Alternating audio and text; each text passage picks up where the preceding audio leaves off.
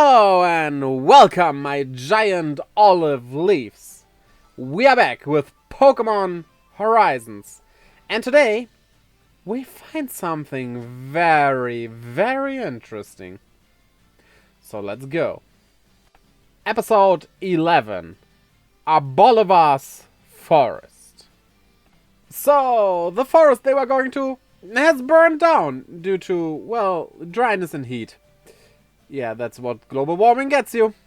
Well, the saddest part though is Nimona leaves us. She's not here for us anymore. Aww, that was fun with her.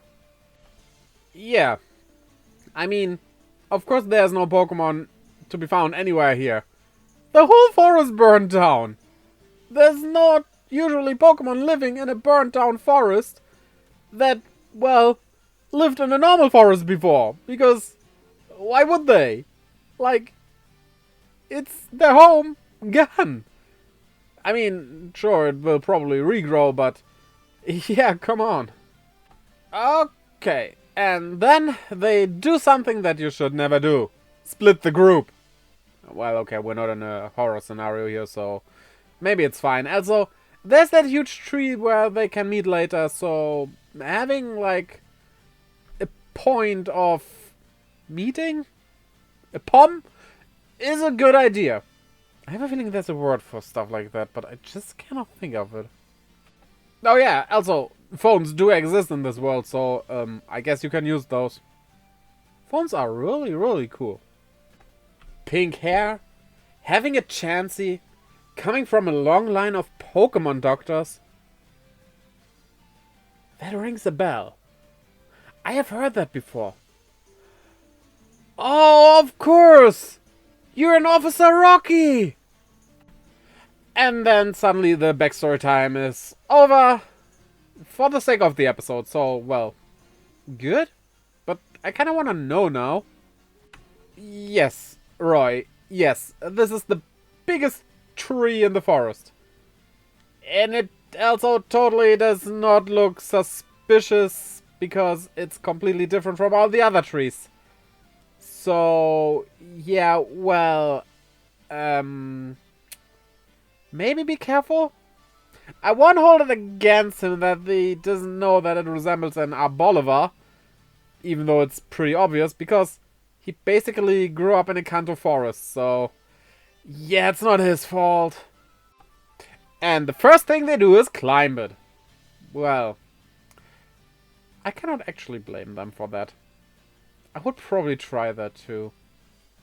Though, yeah, I'm not the best climber, if you couldn't tell. Yo! Yo! This is unexpected! Another ancient Pokeball here. That's like, okay, this is the game we're playing. It's not only one ancient Pokeball, but like a second one. Now the question is there something different inside there? Another legendary? Or is it connected to this Arboliver? I really hope it's the first, because it will kinda be weird if one has a shiny Rayquaza, while another one just has a giant Arboliver. Don't get me wrong, a giant Arboliver is still something special, but it's just the giant version of a pretty normal Pokemon. So, Liko. There was a wildfire. And the forest burned down. Yes, it was. I mean, sure, maybe the wildfire wasn't a wildfire, but caused by something. Though once the fire was going, it's probably the fire's fault for burning this whole forest down. And, well, that just happens. Stuff like that. It's also part of nature. A whooper! Well, the way it looks, it's more like a whoopser. It had a little whoopsie. Accident thingy. I wonder if she catches that. Yeah, she will not catch it. But it would be, like, a cool addition to her team. I think it would fit her very well. But I kinda also fear that we will not see any Pokemon catching. Which would be a lot of a disappointment, to be honest. The Wooper does have some friends. Which well, protected from it getting help. Yeah, well, I mean, wild Pokemon don't know that you want to help another Pokemon, so I guess that's fair. I would say, but they kind of made it clear that the thinking Pokemon do is kind of close to what humans can think, so... well... it still has good friends. Though this... I kind of want to disagree with. Yeah, I'm getting nitpicky here. Because Pokedexes and stuff state that these things, Hoppips, are carried by the wind. Which means they are extremely light. Even if we give the benefit of the doubt here that they can also fly on their own. They still are very, very light. And carrying a Wooper should just not work. That should add way too much weight for you to be able to fly like this. So, it does not make sense. And that makes this a bad episode of a children's cartoon that doesn't need to be taken too seriously. Arr. And this is what you totally should not do to animals that seem to be afraid. Don't yell at them. It works here, but... yeah, no, if you would do that to an actual wild animal, they would probably go into attack mode. You don't want them to get into attack mode. Those, for example, snails are vicious. And then she tells us more about her backstory, which is like... I like it. Thing is, she didn't want to become a Nurse Joy. Well, she did not state the name Nurse Joy specifically so far, but let's be honest here, it's kind of obvious. Because there are wild Pokemon out there who are also injured and hurt, and nobody brings those to a Pokemon Center. Which is a nice thought, and I love this.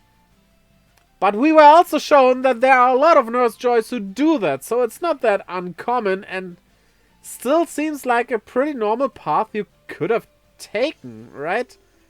Like, you make it out to be something unusual and special, but like, it's really not. Oh, poor little Fuecoco, getting thrown off that huge Aboliver, which has awakened now, which... Oh! Battle time, I guess. And... well, this might be an exciting battle, even. I mean... it's olives. On its arms. And it's oil. It still looks like it's lactating. As an attack! This is weirder than Miltank. And Liko stops Roy and Fuecoco from using Amber, because it could cause another wildfire. Well, the sole reason why Pokemon could never exist in the real world, they would probably just destroy it by territorial fights with their superpowers of fire, lightning, ice, and whatnot. Well, then again, there's an actual bird that causes wildfires to hunt prey. Moving on. And with a bit of stomping tantrum and stuff, this battle is already over. That was underwhelming. I mean, yeah, Liko and Roy's Pokemon are still low levels. That Aboliver, though, should be kind of powerful and not go down that easily. Only those two should not even be able to defeat it. I thought that... what even is her name? Pinkhurgale is the one that would do something here, but, well, that was easy. But after the battle, and it seeing that the Wooper is tended to, it sees, hey wait, we can be friends, so let me take you up and show you the burnt forest. Why? I have no idea why it does that, but well, it's the burnt forest, and thus the episode ends. Kind of a weird ending, right? So, I feel like I complained a bit about this episode here. It wasn't a bad episode, though. It's just like, I mean, it's not only an Aboliver. That is a fully evolved Pokemon. So it should be high level. It's a gigantic one on top of that. So, yeah, that battle was kind of stupid. Like, the battle in and of itself wasn't bad. Like, the use of Tompkins Tantrum to topple it over and stuff. That was pretty cool as an idea. It's just that for the experience of these two and what that giant Aboliver is, it's a bit of a stretch that this actually worked. But oh well, it was still an enjoyable episode, and we're getting there. I think we are slowly getting there. I don't know where, but I feel like we're getting there. So, now you tell me what you thought about this episode. Did you like it? Did you not? Tell me everything in the comments down below. And then, grow giant size yourself by clicking the like and subscribe button, as well as that little bell, to keep updated whenever I upload a video for you.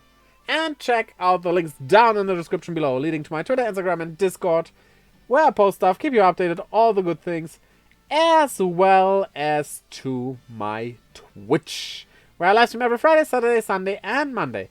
I hope to see you over there as well, and until next time, bye!